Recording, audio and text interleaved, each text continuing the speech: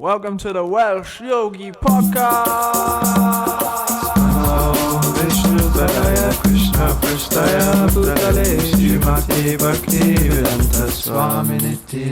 Hare Krishna, everyone. Welcome to the Welsh Yogi Podcast. It's the 98th episode. We're very close to 100 now. We're recording this podcast from Tarakanatha Prabhu's flat. So today, the podcast, we're going to be looking into Bhagavad Gita. We're joined by the esteemed Welsh Yogi Podcast General, Gopala Prabhu, of course. Tarakanatha Prabhu, the original Welsh Yogi. Oops. So, without further ado, Gopal Roy. Okay, yeah, we'll read little bits and then we'll open it up for reflections and to expand on it. This is from Bhagavad Gita, so it's one of the main yoga texts in the world. And ultimately, yoga is actually meant to develop our original love, selfless love that we have for Krishna, and then by that, all living entities. So this is the section of the Bhagavad Gita, the third chapter, where Krishna is going to explain how to turn our material desires into the original spiritual desire of the soul. Is that okay? Yeah, fine. I'm just here to So we'll start with watch. 37. I'll read verse purport and we'll have reflections. Is that okay with everyone? Yeah. Bhakta-rupa, is that okay with you? Okay. So the Supreme Personality of Godhead said, "It is lust only, Arjuna, which is born of contact with the material mode of passion and later transformed into wrath, and which is the all-devouring sinful enemy of this world." Purport. When a living entity comes in contact with the material creation, his eternal love for Krishna is transformed into lust, in association with the mode of passion. Or in other words, the sense of love of God becomes transformed into lust, as milk in contact with sour tamarind is transformed into yogurt. Then again, when lust is unsatisfied, it turns into wrath. Wrath is transformed into illusion, and illusion continues the material existence. Therefore, lust is the greatest enemy of the living entity, and it is lust only which induces the pure living entity to remain entangled in the material world. Wrath is the manifestation of the mode of ignorance. These modes exhibit themselves as wrath and other corollaries. If, therefore, the mode of passion, instead of being degraded into the mode of ignorance, is elevated to the mode of goodness by the prescribed method of living and acting, then one can be saved from the degradation of wrath by spiritual attachment. There's the first paragraph of the book, but I like when Prabhupada says prescribed methods, prescribed duties, because you go to a pharmacist, they give you a prescription. Just to have like a duty that's actually catered for you, it's prescribed for you, and then that's what real human life's meant to be, right? Yeah. In Vedic culture, you'd be trained from a young age to engage in a certain work that's to do with your nature, but these days you're just thrown into school on the conveyor belt and just forced to fend for yourself, right? Yeah. Sorry, Dan. I got a headache. Maybe it's not a good day for me to be here. See that? Okay, cancel. Let's finish it. Let's cancel it. So, carry on reading. Yeah, but I mean, what you're talking about, what's Prabhupada is saying a lot in transforming lust, so that original lust is, if I just make a quick comment on that, is that the lust or that we experience, or the love that we're searching for in this material world, is originally love of God. That's in its purest form, right? Mm-hmm. So there has to be a procedure. What was the word you used? Sorry. Prescribed. Yeah, it's a prescribed method then to turn that. How do you transfer that lust into love? Pure. Well, lust in the material world, that's love according to the Chaitanya Charity. The love is love for God. That's pure. That's in its purest form. Love in the material world is lust, and that'll take many forms. It's not just a sexual act. That's not what Prabhupada is talking about is, we say we have a lust for life. We lust to enjoy this material, where everything we see is meant for my enjoyment. Even a man sees a beautiful woman, they want to enjoy it, and vice versa. They're out in age. Everything is around us meant for my enjoyment. I have a lust for life. But so that original lust to enjoy is spiritual, and that's when the living entity contacts the material world, then is transformed. So there has to be a prescribed method. How do you do it? You just say it. I'm going to turn lust into love. How do you? Best of luck with that. When there has to be some method, there has to be a process by which you can do that, and that's what the Krishna consciousness movement is about. Is turning lust into love. That's what Srila Prabhupada. Go on. I just said, because you'd imagine also people might think, because here it said, we want to re-establish our original love, but then it also people might. Sorry, wrong my microphone now. I can hear you. He said because people might. So he says there's a certain prescribed way of living and acting, and there's do's and do nots, and that's how to.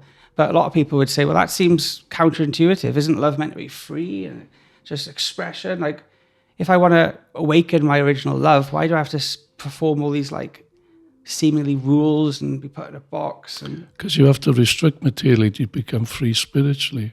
We all want to be free spirits. I mean, pop stars have been singing about this since ever, and poets have been writing about it. I want I to do break break free. Yeah. God bless old Freddie. Love him. But people write about it, poets sing about it. But real freedom means becoming free from these material bondage, the material that we become. The song "Slaves to Love." We are slaves to the material. We are slaves to enjoy. We're forced to enjoy. Because in that name we're trying to enjoy, but when you try materially, you just it's entangling and it's well, look at it, it's messy. It's messy, and loving the material will just breeds insecurity. That's all it does ultimately. I always use that because Devan Rita Maharaj always sings that song, does he, from the 60s, "Will you still love me tomorrow?" Yeah. There's a song, so yeah, you love me now. Well, do you still love me? And then that's all what it's all is. It all breeds insecurity because there's no love and trust anymore because it's changing partners as quick, Yeah, they say that means people are a lot more hesitant to open up then, aren't they? Yeah, because they damage people. I've given my heart to you and it's just been smashed. And that's what happens in the material world. So when someone comes along and says, "Yeah, love God," wait a minute, we've been damaged so many times. That's why we're so hesitant. We're so hesitant. We might think in our minds, we think, "Yeah, I should do this. This sounds great," but then our hearts will stop. Wait a minute. Wait a minute. I've been burned too many times. My experience of love in the material world is being let down. But so along with Srila Prabhupada comes with these perfect teachings that there is a pure love which we won't get let down, and we'll naturally kind of have our doubts about it. That's just naturally. And doubts means intelligence. We don't just accept anything blind. I can feel him. Look, he wants to say something. I just had a question. Yeah, I can feel it. I can see it. No, it's not. I'm joking. I'm hearing this and I'm thinking, so there's a pure love, but I thought that in my life thus far I've experienced love, to my family, to my friends. So what is that? What is That's that? That's a relative love. It's not the purest love. It's a love. It's an affection. It's not.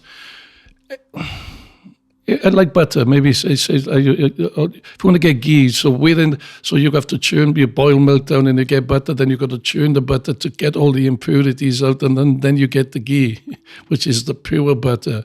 So we're like in the butter stage in material life, so to speak. What we're experiencing is not pure love, there's still impurities in there because it's selfish. I love you, but I love you and use my conditions to love you. Love in the material world means you scratch my back and I'll scratch you. As soon as you don't, scratch my itch, I'm going to drop you. I'll find someone else. There's this lack of commitment. There's no duty anymore. That's why they're just changing partners, changing jobs. Everything's changed.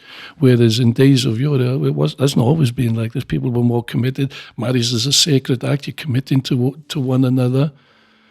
Not anymore. It's just a contractual thing now. That's why these prenups now, don't they? Because it's all contractual. Where's the love? As we was talking about, yes. Unless you have you appreciate. Unless you're grateful for what you got, instead of always looking for something else. If you have that gratitude, then you'll begin to appreciate and then you'll develop love. So first of all, you have to be grateful for what we got, but we're never satisfied because we're living in a world where there's always something more. There's always telling us more. We need more. We need more. If you're not satisfying my desires, I'll find someone else. So this. But the Vedic culture, the Vedic process, no, it's not like that. There's a system by which you were on about. It's called restriction, freedom in restriction. We give the example before when you drive in on the right hand side of the road. You're restricted to drive freely, so you can move freely. So that's called freedom in restriction. So you get restricted. So we're restricted materially, so we can move freely spiritually. Otherwise, you're restricted because every action has a reaction and it's binding. And if you don't know what's binding you don't know the laws that are acting upon you, you're breaking the laws and you wonder why we're getting distressed. And we wonder that's what's going on because no one knows the law of karma. No one understands it. There's universal principles, universal laws, which we're all governed by. Just because you say you don't believe in it, doesn't mean to say they're not going to act. You can say, I don't believe in Keir Starmer's government, but you break the law, you'll get, there's a consequence of it. So you're breaking universal laws, whether you accept them or not, there's consequences. So that's the first thing that the Veda, that's what the Varnashram system is about, is learn to become human, first of all. Forget spiritual, just become human and learn how to live peacefully and elevate then at the same time. You've got to know what the laws are, to live within the laws, to live within these universal principles. And this is what Krishna says to Arjuna. I'm now going to tell you, he says in the second chapter, how to live in this world and become free from anxiety. Wait a minute, I'll have some of that. Because that's what we all want. But we're all smashing these laws, breaking these laws with gay abandon. By gay, I mean happy, Because we're just oblivious of it. We're oblivious. We're just going along. And then we're thinking, why me? Why me? Well, why not? You've just been breaking all the laws in the universe. What are you talking about? It's like the criminals. You go to the prisons, they're all innocent. They're all innocent. I was set up, I was framed. No, well, that's what we was talking about last night. The first thing is honesty, is looking at ourselves and, be responsible. And then we can start figuring out, be honest with ourselves, honest with our situation. Then we can figure out how to get, what is this process to reverse this? How can I become free from, stress and anxiety, free to move materially? There's no question of love. I've got high spiritual, emotions until we start becoming free. Loosening the bonds of ties of material nature. There's no question of having to be talking about love of God. That's highfalutin. I went on a rant then, didn't I? No, yeah. Because this section of the Bhagavad Gita starts off with Arjuna asking Krishna, is it what? Sometimes you're impelled by a force beyond your control to do things that, I imagine people who struggle with things like addiction and stuff, they know that they don't want to do it, but they get pushed by... Yeah, who starts out to become an heroin addict? No one takes their first hit. They don't think they're going to become addicts. They don't intentionally do that, but there's low consequences when you start going... So material life is like that. It's so entangled. We don't intend to do... We have an attraction. That's the thing. That original attraction is spiritual, and that's what Rupa Goswami probably said. Rupa Goswami prays to Krishna to give me that attraction like a young boy has for a young girl. So we have the attraction is there to enjoy. So this the Vedic system is the process which is the procedures are there. It's set. That's called the Varnashram system, is by which to reverse this process. That attraction, you have to restrict that attraction materially to have this attraction, to divert our attraction spiritually. So it's not that we stop in attraction. That's what impersonalist kind of thing. You have to stop desire. Like what is the Buddhist kind of. One of these four noble truths. The first one, material life is suffering, and desire is the cause of suffering. Therefore, you have to get rid of desire. We are saying, no, you can't stop desire, because desire is a symptom. So we purify that desire, and that's what the process of chanting Hare Krishna, Cheto Darpana Marjan. So we cleanse in the heart. So that attraction comes from, and it's a gradual turnover from material to spiritual. Param Drishta Navartante. That's called a higher taste in Bhagavad Gita terminology. So what advice would you give? Because there's a lot of devotees, a lot of people practicing spiritual life in other religions and spiritual paths also, but it seems to be very common, this idea of they have this ideal that they want to live up to, but because of this, what Krishna is saying in the Bhagavad Gita, because this force of lust, this is the greatest enemy of the living being in this world. So someone could say, well, I'm really trying, I'm trying to chant my rounds, I'm doing everything I can, I'm, all these spiritual practices, I still am not hitting the standard.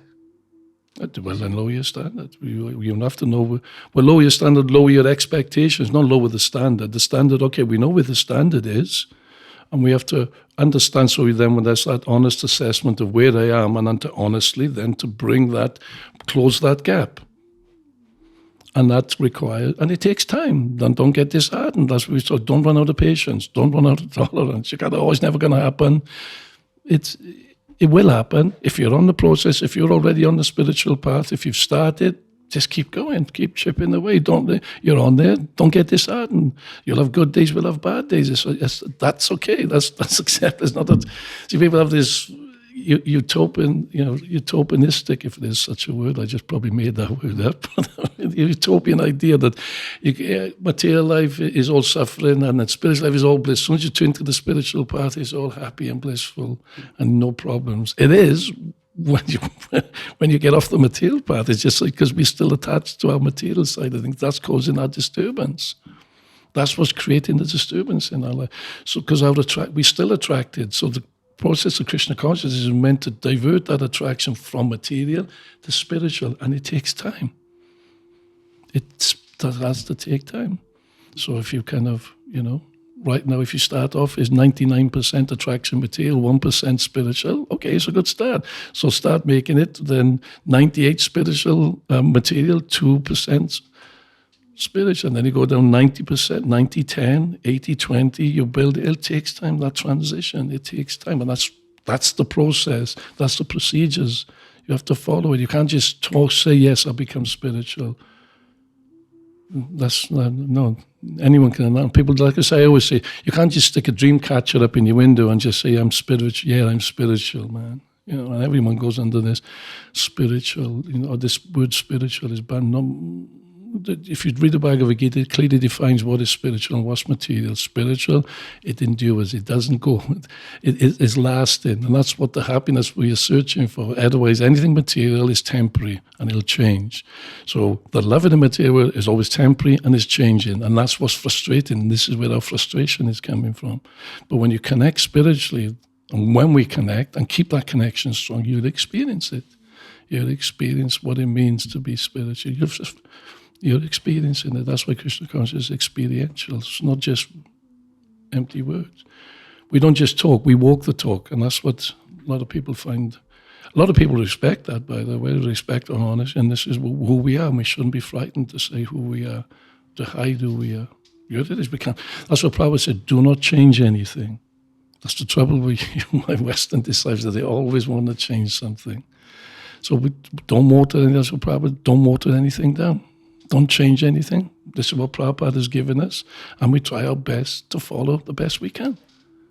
And if you just keep following, however faster, some can move quicker than others, and that's fine. We're not in a race here. It's not a race. The first one over the line wins. It's not like that. Stay in your lane. Don't worry about whether someone's moving faster or slower than you, and you're just keeping an eye on the competition, because that's material-minded. Anyone gets in front of us, you want to pull them back. Because that's material thinking, that's our envy. Each situation, Sumutena, Krishna says, we're born with that. So that's our envy that we pull someone, what is it? If someone's in front of you, pull them down, that's envy because we don't like it. And if they're below you, you keep them down, And if you have peers, we criticize them, we try to bring them down so we get, but spiritual, no. If those who are senior, you serve them and help them. Those who are junior, those who are coming in behind you, you help them. That's the difference between spiritual consciousness and material consciousness. And it takes time. It takes time. Sorry. As you were speaking, I think we're now going to skip forward a couple of texts to text 39. So just read the English. Thus, the wise living entity's pure consciousness becomes covered by his eternal enemy, in the form of lust, which is never satisfied and burns like fire. Purport. It is said in the Manu Smriti that lust cannot be satisfied by any amount of sense enjoyment, just as a fire is never extinguished by a constant supply of fuel. In the material world, the center of all activities is sex, and thus his material world is called Maitunya Agar, or the shackles of sex life. In the ordinary prison house, criminals are kept within bars. Similarly, the criminals who are disobedient to the laws of the Lord are shackled by sex life. Advancement of material civilization on the basis of sense gratification means increasing the duration of the material existence of a living entity. Therefore, this lust is the symbol of ignorance by which the living entity is kept within the material world. And this last sentence here is one to meditate on. Prabhupada says, while one enjoys sense gratification, it may be that there is some feeling of happiness. But actually, that so-called feeling of happiness is the ultimate enemy of the sense enjoyer. So this idea of doing just... They said, like, they did an experiment, and they had these children, and they said to the children, it was something like, you could either eat this jelly bean now, or you could wait a certain amount of time, and then you'll get more jelly beans.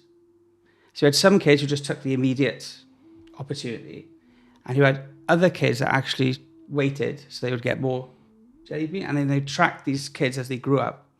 And they found that the kids who had that ability to perform more austerity now, but in order to get a better result in the future, they were much more successful than the group of children that naturally were like, okay, I'm just going to get this immediate benefit while I can. So the material life is grabbing while you can, right? Yeah. It's yes. immediate sense growth, immediate happiness. Because we said Yeah. in Prabhupada's record, it is happiness, but it's temporary. Yeah. So you get the feeling of temporary happiness, and that is the ultimate enemy of the sense enjoyer. Yeah. Because it's shackles, like I say, it shackles you. It'll start off as happiness, but it'll turn to unhappiness. It'll lead to distress. You might say you're happy now, but the devotee knows personally, it's okay, fine. Just set your watch. Yeah, because as long as you think you're compatible, you're in this material world. And that's the problem. We find it compatibility. We're trying to fit in when I'm happy. You may be happy temporary, but then because things are always in flux and things are always changing, then the compatibility changes. Because everything changes practically every day. Someone will come along and say something, you lose your job, you lose your relationships, whatever. We're placing too much. This is what the Bhagavad Gita is, and the very is literally about is you don't place so much importance on material happiness. Don't place so much importance on material life because it's only temporary and it's short-term benefit. The long-term benefit is that you're the soul who has spiritual happiness, but we don't see that, so can't see that. We don't buy into that. We bought into this immediate happiness, which Prabhupada, which you highlighted there, and that's what society tells us. This is what this whole setup. There's immediate happiness. There is no spiritual life. Eat, drink, and be merry, for tomorrow you die. And that's the hedonistic mentality. And that's what we're all taught. It's what all the educational systems, what they just go out there and go, but we don't know who we are. We don't know who we are. That's what it's saying, because the body is changing, but you don't. So who are you? When you go to the funeral part, probably you go to the funeral part and the body's there and you're saying, he's gone. Who's gone? No, he's gone. The memories may be strong in your mind because he's there. He or she is there, but they're gone. The person who you related to is gone. The person that you loved is gone. So who's gone? No, we don't even address that. So the person, that's the real you. So you're spending all your life on the false you. That's what's going on in material life. That's what we're doing. So we're not just giving everything up. We're saying, yeah, you got activity, there is certain needs, because the body is a vehicle, Just like a car, you have to oil, water it, check the pressure, do the tires. You've got to keep it moving, but to get you to your destination. So you have these, there's marriage, there's less, but it is sex life, but it's within marriage, not like cats and dogs on the street. Not. You just go out on Friday, Saturday nights when sometimes it's shocking what to see. It's just shocking. It's like animal life. People just don't care anymore. It's nothing sacred. It's supposed to be a sacred act between a man and a woman, where you're pledging the rest of your life to. But to serve God, this what is there. There's not that we stop in sense enjoyment. It's restricted so that you can, concentrate more on the higher values. So you're still taking care of the short term, still taking care of your immediate needs, but you're not placing all your eggs in one basket. It's not that's all in all. I'm an eternal servant of God, so everything is meant for that ultimate identity of who you are. That's what they said to Prabhupada. I can't remember. Anyway, some devotee said about looking after the body is Maya or illusion. He said no. Looking after your body is spiritual if you're using the body for spiritual end. So you can spiritualize anything. That's the thing. And that's the process, that's the procedure. We have to learn that. And that's what the temples are for. To train and educate. It's more than just, it's not a faith thing. It's how to live in this material world and how to spiritualize your life. And that means chanting the names of God. That's the first thing. Harinam, Harinam, Harinam, Eva Kevalam. So it says, chant the name of the Lord. It's not a sectarian thing. You can chant. Prabhupada would be really liberal and say, you can chant any name of God, but chant the name of God. And then associate with like-minded people, spiritual people. Learn how to apply these procedures to one's life. It's not just saying one thing and doing something else. You said, didn't it? Like it does. Like mostly in material life, the benchmark for the highest pleasure you can get is sex life. Oh, yeah. But that's what they say. Do you have good night? Oh, yes, better than good sex, because that's the benchmark. That's what they say. So that's what they used to say anyway. Because they said that. Because that's the benchmark. That's how we measure everything. So when it says the happiness is the ultimate enemy of the sense enjoyer, just keep it, because a human form of life is rare. It's an opportunity to understand why we're here, isn't it? But if we just run around, because the same quality of happiness through material sense gratification is there in a human, as well as a dog, as a cat, as a rat, as a pigeon. Does that make sense? So I think human life is meant to experience higher and higher pleasures, and for that we need to expand our heart and our consciousness, right? Go back to yoga. I was just saying, when you were saying, like, people just go out and they just try and get happiness, but through the vehicle of their own senses, and it just doesn't work. And then they just repeat the same thing over and over again until they die. And then, but here, these sages of India are echoing through history, just trying to tell us all that there's a higher way we're meant to live, a higher vibration we're meant to live with. Going back to Rupert, do you want to say anything? Can you hear me? Yep. I was just thinking, like you hear a lot of Stoic philosophers and stuff that preach that idea of delayed gratification. Yeah. So it's like people training for ultra marathons and they seem to receive some kind of benefits from training for something hard. I wonder if we're practicing Krishna consciousness, is there a benefit for us to perform like material austerities to elevate ourselves? So then maybe we can, like Tarakanatha said, the love of God things, highfalutin. Because like you said, in material, you go into training, I always use, when I was a kid growing up, it was what's his name, the decathlon, what's his, Daley Thompson. He used to be training on Christmas Day because they dedicate everything. Everyone's enjoying because he's too fun. And that's acceptable because it's socially acceptable. And you perform these studies for sports or for learning, but you perform this, you say this to do spiritual, and you're crazy. You need to go and see someone. There is no God, because that's a cultural thing. That's what's training in material life. Because there's no immediate. They can see the result. So it's not socially acceptable. That's why it's frowned upon. You think you're wasting your time. Because to a materialist, you're just wasting time unless you're making money or you're going out having sex or doing something, because it's just an immediate result. But spiritual life is not. It's shreyas and prayers. It's short-term results and it's long-term results. That's why you have to be convinced about that. If you're not convinced about that, you're not going to do it. Why would you do something you're not convinced about? That's why Arjuna didn't want to fight. One of the reasons Arjuna didn't want to fight is, well, why am I, if I kill everyone, how am I going to become happy? I'm just killing everyone. So Krishna then begins to explain, no, you're not the body, you're not killing no one. And you will enjoy it in the heavenly planets anyway, even if you want that. Because it's glorious for the Kshatriya to die on the battlefield, and for, because that's the Dharma. And that's how you elevate, by following the social system. That's how I lost the point I was going to make then. But anyway, short-term and long-term, because it's frowned upon society, they don't understand that you're wasting your time. But as I said, you're not wasting your time because you don't know why you're wasting your time materially. Because you're going to die and everything that you've accumulated is left behind. Everything society is pushing you towards is just left behind. And that's what all these gadgets, all these things we think we made is just to distract us. And that's what material energy does.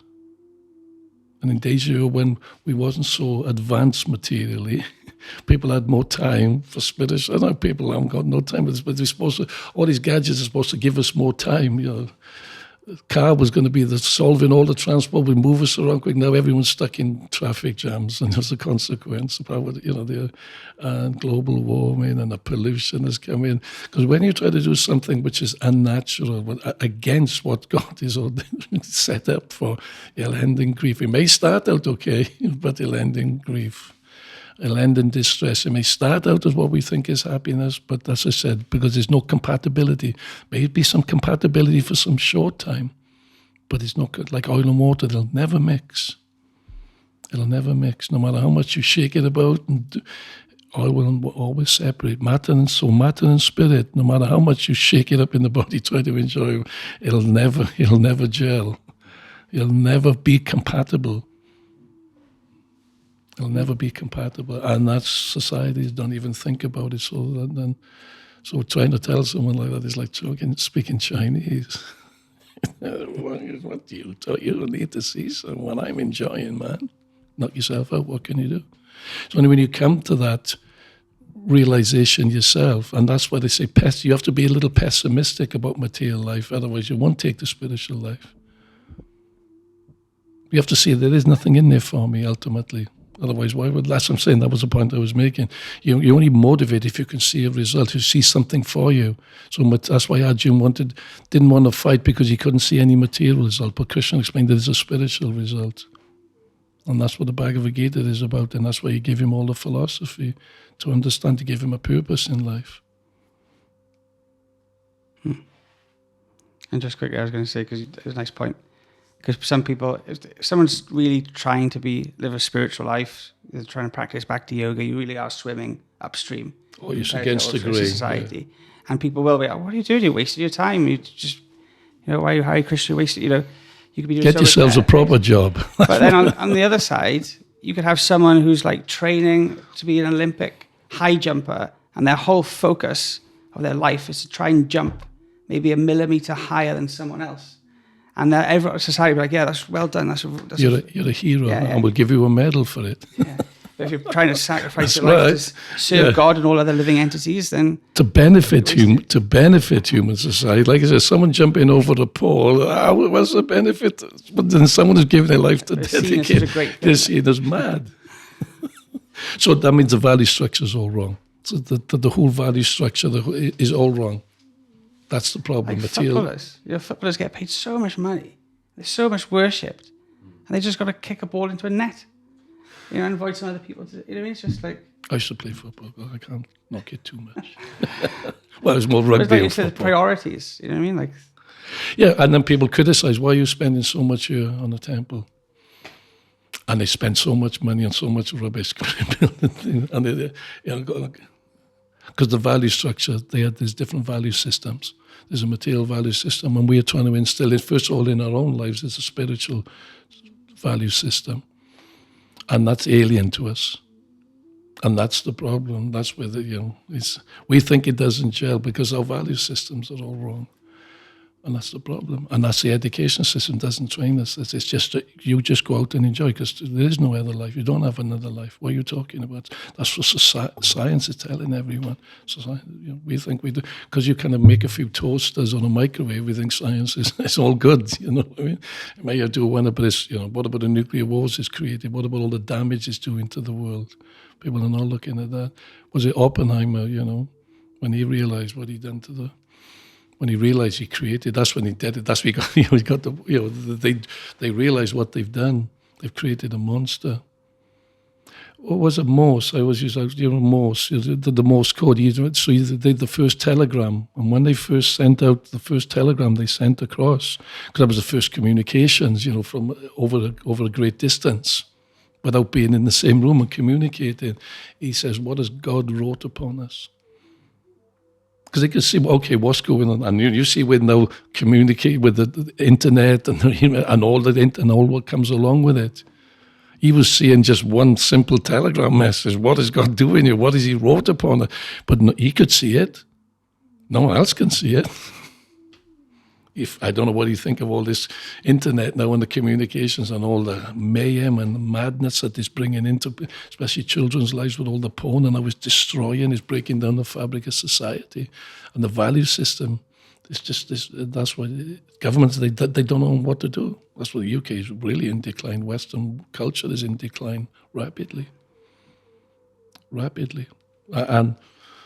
That's why Krishna says, Tukalayam Shashvatam. This is a temporary and miserable place. And when you first read, it's that bad around you, it's pretty good. But when you start to see through the eyes of Shastra, the scripture, you begin to see, wait a minute, they're onto something here. So that's why we implore everyone, just investigate this. Don't just take our word for it. Read Bhagavad Gita, chant Harikas, try it. Plan A is failing miserably. We need a plan B. You can't just go running around like headless chickens. Like we said yesterday, lemons run into a cliff and follow the leader and blindly just jumping over. And they've seen these films. Have you all seen them with clips? The level one jump, and then they all just run in behind. So everyone's just blindly following the leader. So we're blindly following the leader, go and get material happiness. Just going into a ditch. It's crazy. So I made everyone happy again. But I guess there's a solution, isn't it? Like you were saying about people criticizing us spending on this temple. Remember when I was like 11, I played rugby for county, and they put us in this new training facility that was £4 million. Yeah. To make us better rugby players. Yes. Like that's the value system. Exactly. That's their value system. They spend millions. Look at them. They waste millions on the infrastructure around. For what? Sports facilities, this and that, because they think that's what it's going to make you happy. They spend millions.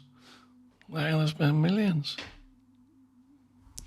But we got that facility going now, so it's like we could train people. And that's what we're doing. Well, that's what Gopala is against the tide. So we're pushing. But it's predicted, pretty rich in Yadharadi Gram, that this is going to go all over the world. It's predicted, it's prophesied. Lord Chaitanya. We've just been in Mayapur. You see it there. You see it developing, coming from there, and it's going out throughout the world.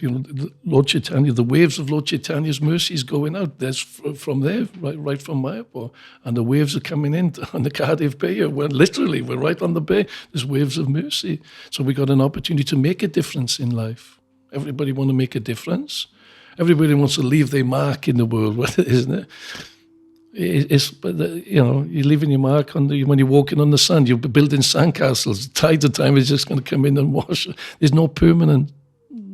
There's no one, there's nothing. It's temporary. But when something is permanent, you can leave a mark which can benefit humankind. And we're making a difference. So that's what we're spending money to make a difference in the world, to make a difference in individuals' lives. This is life-changing, if you want it to be. what is some sport, things is temporary, and then the highs and lows that come with it, especially Wales at the minute, they're losing. So that 4 million wasn't spent very well, was it? They couldn't win a game of tiddlywinks now at the minute. So that was a waste of money. But as I say, because they're saying they're spending money on the infrastructure to get there's people starving around the world. The world's in a mess. So our priority, I'm just saying is that the value structure, where we place importance is where we place importance. Where that ends, that's where the energy goes. That's where you'll put. Governments say this. Yeah, we're all for, net zero or whatever and we're all for green this. But watch where they spend the money. They'll say that. So, but watch where they spend it. Watch where the energy goes. It'll all go in defence and corrupt things. And so saying one thing, so people say, yeah, I love God or whatever. Watch where they put their energy. Where does that go? What are they doing? What are they doing spiritually? What are they doing? What differences are they making? So do we have an opportunity to make a difference? A permanent difference, not just some temporary difference. Okay, nice. Shri Bhagavad Gita. Yeah. I went on a rant, sorry. Welsh Yogi Podcast. So back on track now. We'll probably do at least an episode every week. Anyone listening, we've also got, in a couple of weeks' time, we'll open the Cardiff Govindas, which is a reincarnation of the old Cafe Atma. Yes, we got to get that going, yeah. So everyone within that mood, to give people the opportunity, that's all it is. It's just to give people more access to Bhagavad Gita, to chanting Hare Krishna, to all this Vedic literature, to have association, to learn this, to learn there is an alternative. You have an option. We have an option. Yeah, so thank you. So maybe in same time next week, Tarakanatha, or we'll do fine. Day, but yeah, I'm into it. So yeah, thank you. Give me a chance to platform to have a rant. I'm a grumpy old man now, isn't I? I've morphed into my old man. Okay then. Hare Krishna. Nama Om Vishnu Padaya Krishna Pristaya Bhutale Shrimate Bhakti Vedanta Swami Iti Namane Nama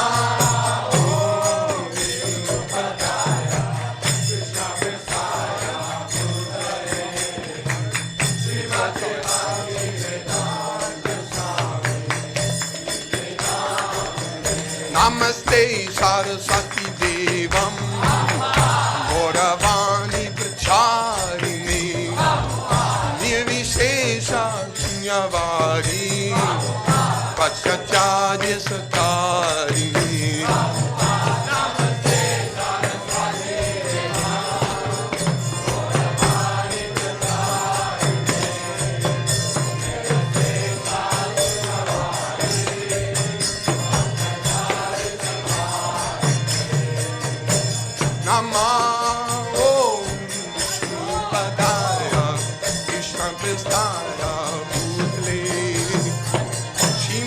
Bhakti Vedanta Swami Iti Namane Namah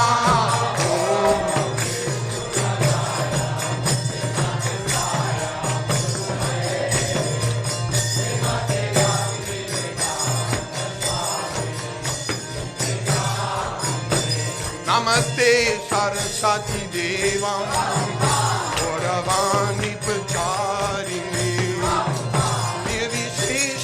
Shinyavari Pachatyaja Satarini Namaste